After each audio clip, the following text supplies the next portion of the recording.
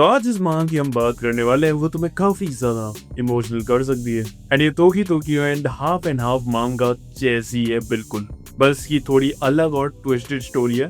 Core idea same है and I think you are gonna love this. तो चलो बिना वक्त गवाए सीधा स्टार्ट करते। यारे a song to the sun. तुम्हारी की शुरुआत होती है और हम देखते हैं एक लड़की को जिसका नाम है कारो अमाने। और तभी हम देखते हैं कि वो अपने रूम में बैठी हुई थी। वो कहती है कि सुबह होने वाली है, तो इसका मतलब वो आने वाला है। तभी फिर वो अपनी विंडो की तरफ जाती है तो वहां से एक लड़का निकलता है और इसका नाम है तोजी फुशिशिरो, नॉट फुशिगोरो। और इसे देखने के बाद कारो दोबारा सो जाती है। अब इसके बाद वो सीधा उठती है दोपहर में आराम से। एंड जो कारो थी वो अपने मम्मी पापा के साथ ही रहती थी। एंड इतनी देर से उठने के बाद भी उसके माँ बाप उसे कुछ नहीं कहते थे। भाई अगर मेरे माँ बाप होते ना तो वो तो मुझे अपने खानदान से ही बेदखल कर देते कि भाई ये नहीं है हमारा बेटा, कौन है ये, इतना सीरियस टॉपिक है ये घर पर। गलती से भी अगर तुम देर से उठ गए भाई खत्म हो तुम।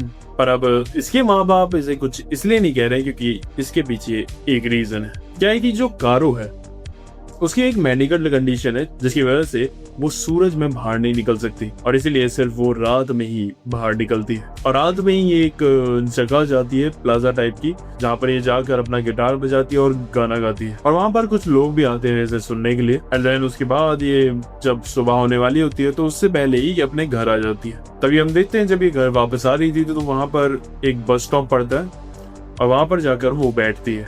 और ये वही बस स्टॉप था जहाँ पर वो लड़का भी आता था और उसी बेंच पर वो बैठता था, तो इसीलिए अब वो उस बेंच पर लेटने लगती है। यानी कि यहाँ पर ये तो तुम समझ गए हो कि ये बंदी उस बंदे को काफी पसंद करती है। एंड बस वो यही सोच रही थी कि क्या है यार, मैं उससे कभी मिल भी पाऊंगी क्योंकि हमारा पूरा रूटीन ही काफी अलग है। वो तो बाहर सिर्फ सूरज के अंदर ही घूमता है और मैं उसके जाने के बाद। और तभी हमें यहाँ से दिखाया जाता है कोजी को, जो कि सुबह 4 बजे उठता है और अपना सर्फ बोर्ड लेकर निकल जाता है सर्फिंग करने।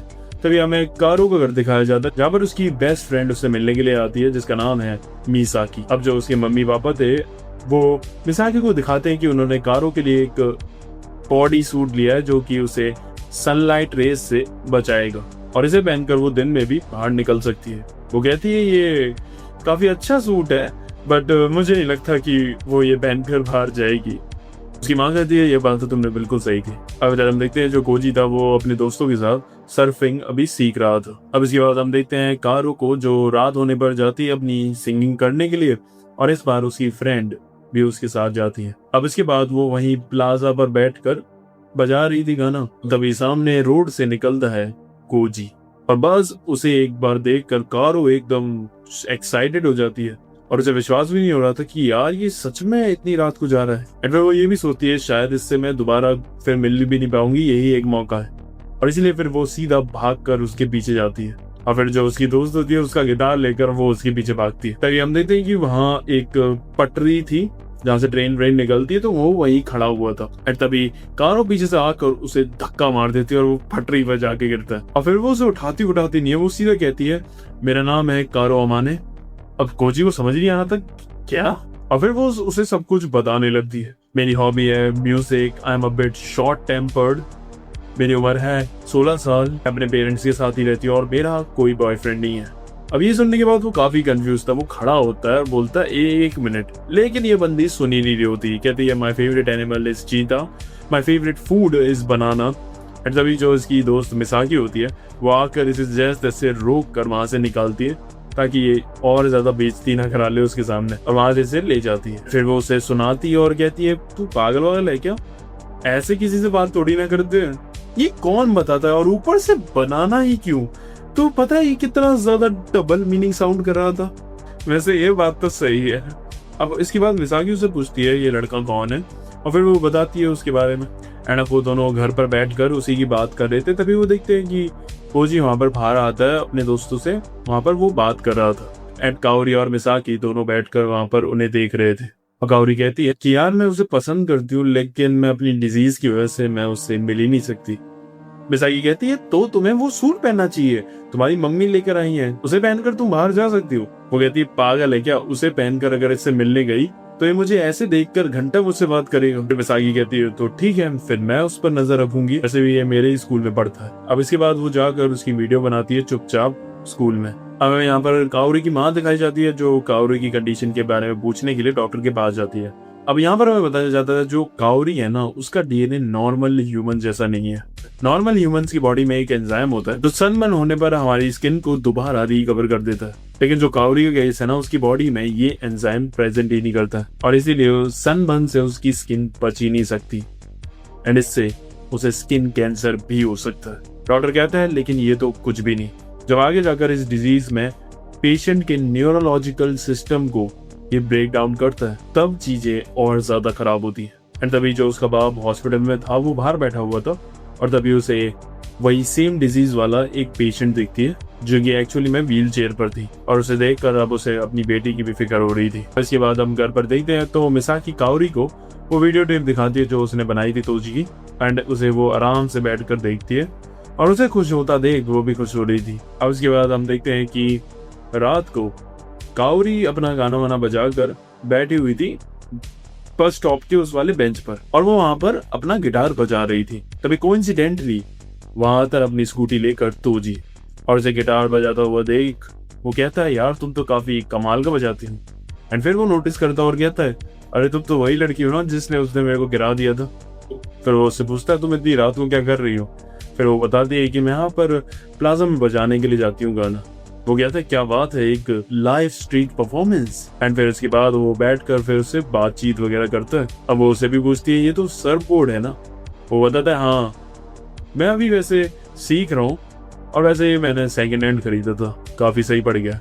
अब उसे ये भी बताती है कि मैं तुम्हें हमेशा अपने घर के बाहर बस स्टॉप पर देखती थी। वो कहता है अच्छा तो वो सामने वाला घर तुम्हारा है जिसकी विंडो पे काफी सारी शीट्स वगैरह लगी रहती है हमें हर टाइम। वो कहती है हाँ वो मेरा ही कमरा है, क्या है कि मुझे सनबर्न से बचने के लिए वो करती। फिर वो उसे पूछता है वैसे तुम किस स्कूल में जाती हो।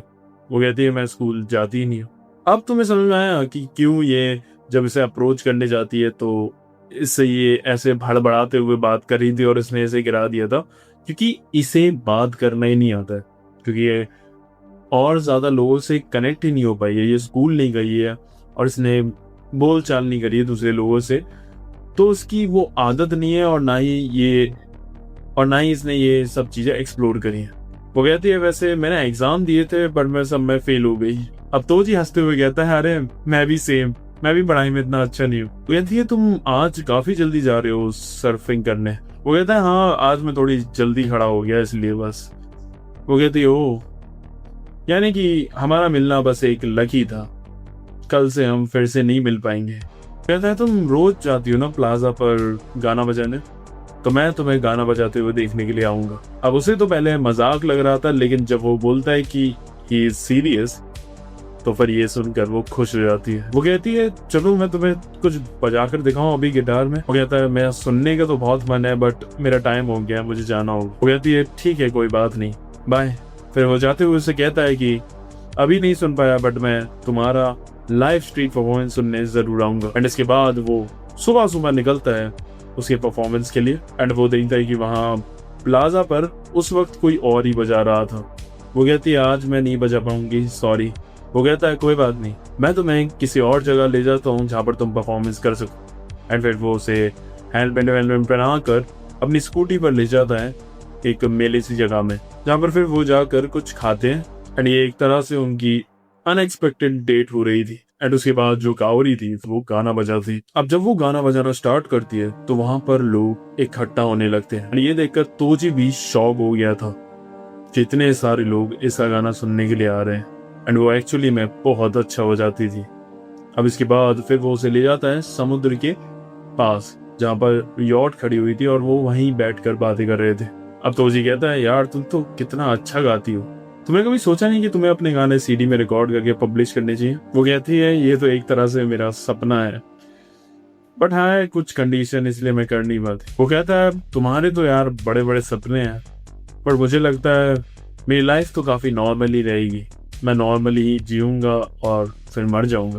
वो कहती है नहीं ऐसा मत सोचो, लाइफ इज वेरी अनएक्सपेक्टेड, कुछ भी हो सकता है कभी भी, सो ऐसे होप मत हारो। अब उसकी ये बातें सुनकर वो भी काफी ज्यादा मोटिवेट हो जाता है एंड फिर वो एकदम से बोलने लगता है जैसा उसने अपना इंट्रोडक्शन दिया था।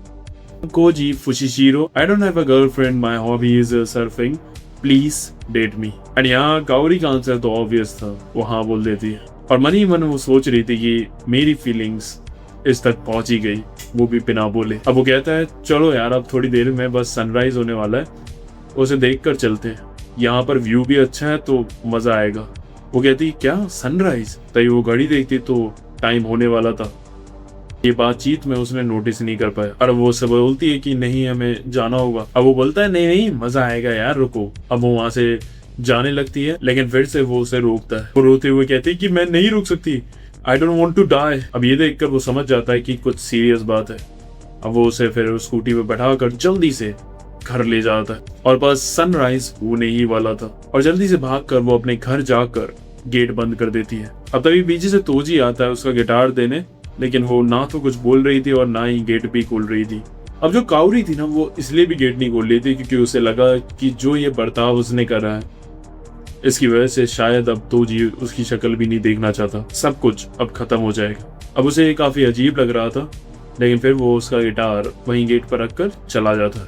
और वो जैसे ही नीचे जाता है तो वहां नीचे तभी उसकी दोस्त मिसाकी तोजी से मिलती है और वो उसे कहती तुम यहाँ पर क्या कर रहे हो?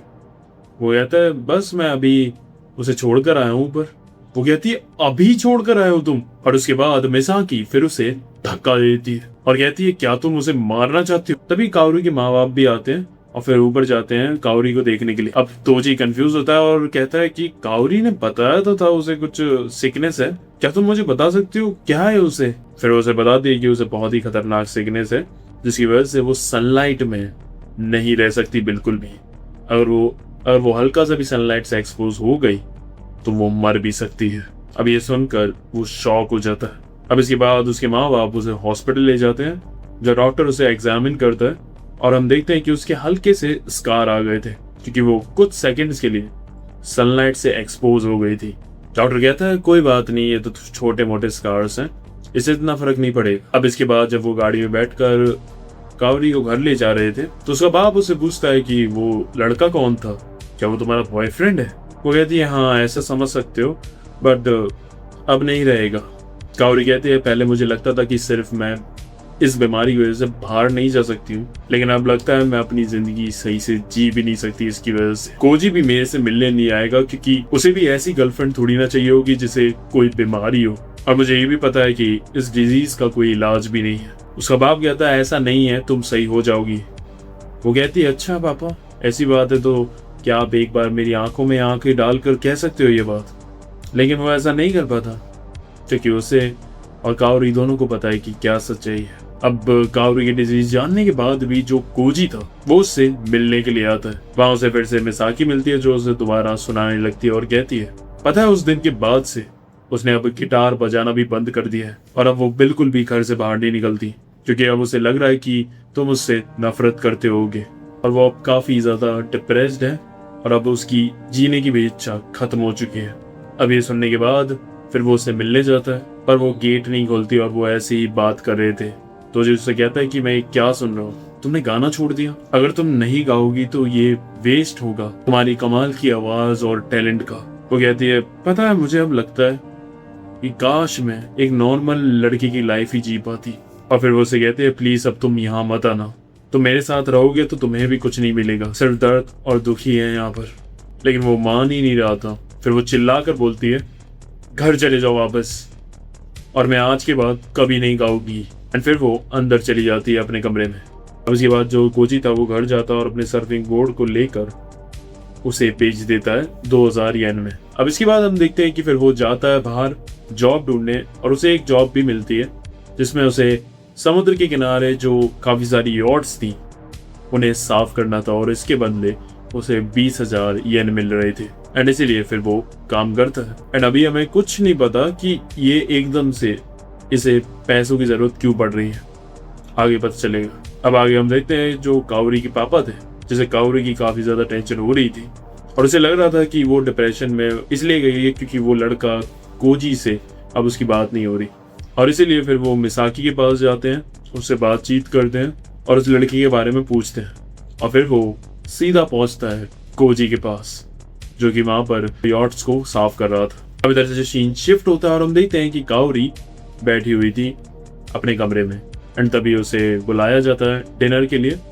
एंड वो जैसे ही जाती है वहां पर तो वो देखकर हैरान हो जाती है, क्योंकि वहां पर उसकी दोस्त मिसाकी तो थी बट वहां पर कोजी भी था। अब वो उसे देखकर एकदम से ही शर्मा सी जाती है एंड जल्दी से जाती है अंदर अपने कपड़े चेंज करने के लिए, थोड़ा सही से कपड़े पहनने के लिए, क्योंकि घर में तो सब ऐसी बंगी टाइप रहते हैं। तभी अब देखते हैं कि फिर वो सब आराम से डिनर विनर कर रहे थे और नॉर्मली एक्ट कर रहे थे जैसे कुछ हुआ ही नहीं है। अब काओरी कहते हैं कि अब आप प्लीज मुझे ये बताएंगे कि कोजी यहाँ पर क्या कर रहा है। अब कोजी कहता है अरे मुझे तो तुम्हारे पापा ने इनवाइट करा है डिनर के लिए। तो कहती है हाँ पापा ने, क्यों? तो खड़ा होता और कहता है वैसे मुझे ये चीज तुमसे छुपानी नहीं चाहिए, इसलिए मैं अब तुम्हें ये बता देता हूँ। फिर वो उसे एक कागज देता है जिसमें एक एडवर्टाइजमेंट था ओरिजिनल सॉन्ग्स को सीडी में रिकॉर्ड करवाने का, जिसके 2 लाख येन लग रहे थे। आप समझे कि ये पैसे क्यों जोड़ रहा था। वो कहता है कि मैं तुम्हारा सॉन्ग दोबारा सुनना चाहता हूँ और चाहता हूँ कि दूसरे लोग भी उसे सुने, और उसके लिए ही मैं अभी पैसे भी इकट्ठे कर रहा हूँ, और वैसे भी ये तुम्हारा सपना भी तो है। उसका बाप कहता है कि अगर पैसों वैसों का चक्कर है तो मैं दे सकता हूँ। वो कहता है थैंक यू बट मुझे नहीं चाहिए, ये जो चीज है ना ये मैंने सोची है और मैं ही इसे करना चाहता हूँ खुद, यही मेरा एक गोल है।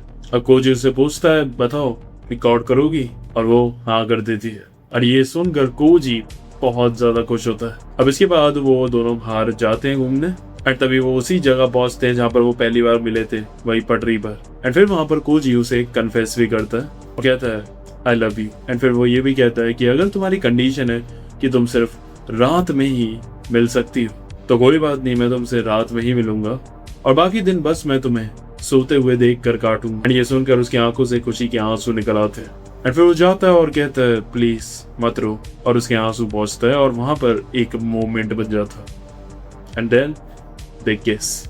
अब इसके बाद हम देखते हैं जो काओरी थी वो अपना नया सॉन्ग बनाने के लिए गिटार बजाने को आती है, लेकिन वो सही से बजा ही नहीं पा रही थी। एंड देन फिर वो नोटिस करती है कि उसके हाथों की उंगलियां सही से काम ही नहीं कर रही है। अब इसके बाद जब वो हॉस्पिटल जाते हैं तो डॉक्टर उसके बाप को बताता है कि वही स्टेज है जिसकी मैं बात कर रहा था, न्यूरोलॉजिकल डैमेज। यहाँ से अब इसके बॉडी के पार्ट धीमे धीमे पैरालाइज होना चालू हो जाएंगे, एंड ऐसे ही करते करते eventually she will die one day. अब उसका बाप गुस्से में उठकर बाहर चला जाता है और कहता है आप ये क्या कह रहे हो, मैंने उसे आज तक कभी भी सनलाइट में जाने नहीं दिया।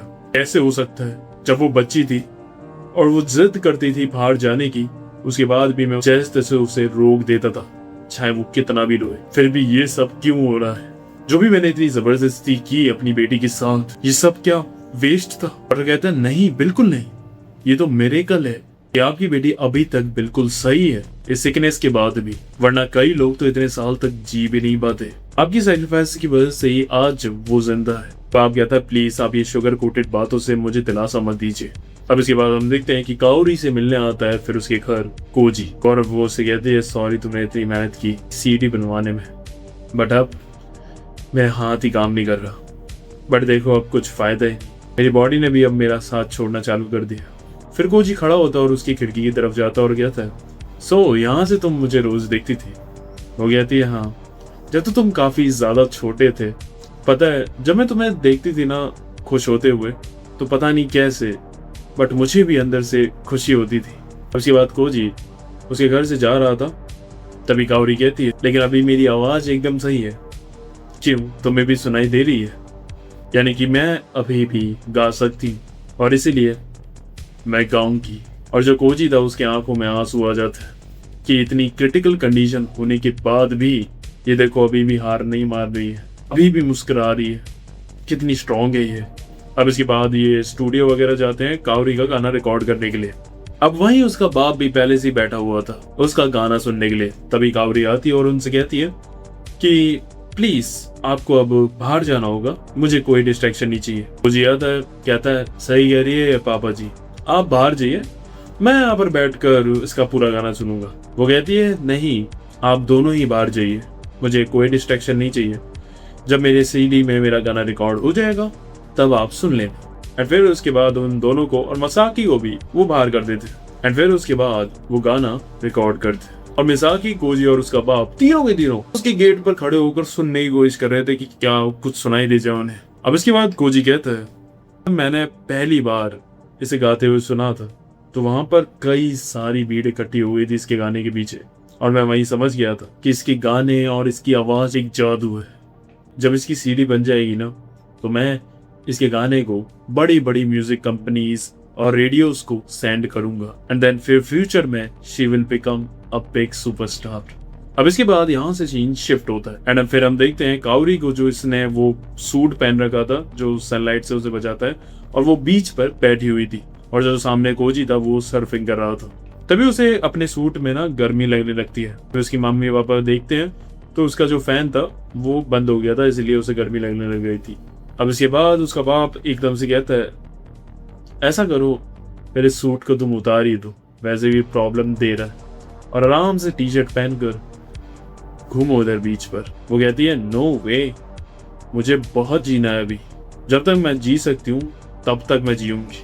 उसकी मम्मी कहती है, सही कह रही है मेरी बेटी, तो वो अपने पापा की बात मत सुना, ये पागल हो जाते। फिर उसका बाप उसकी स्पिरिट देखकर खुश हो जाता है। अब इसके बाद फिर वो उठकर जाती है ओजी की तरफ, जो उसके पास आ रहा था और नीचे गिर जाता। तभी फिर वो उसका गाल पकड़कर खींचती है, और फिर हमें बताया जाता है कि कुछ सालों के बाद काउरी जो थी फिर वो परलोक से दार जाती है, और पीछे कई सारी वो अपनी मेमोरीज छोड़कर जाती है। जो कोजी था वो तो सिर्फ उसका ही गाना सुनता रहता था हर टाइम, यहाँ तक कि रेडियोज में भी उसके गाने बजने लगे थे और वो फेमस भी हो गई थी। सो यस, जाने से पहले उसने अपनी छाप छोड़ दी। एंड बस ये मांगा खत्म होती है। तो कैसी लगी ये मांगा, अपने थॉट्स बताना।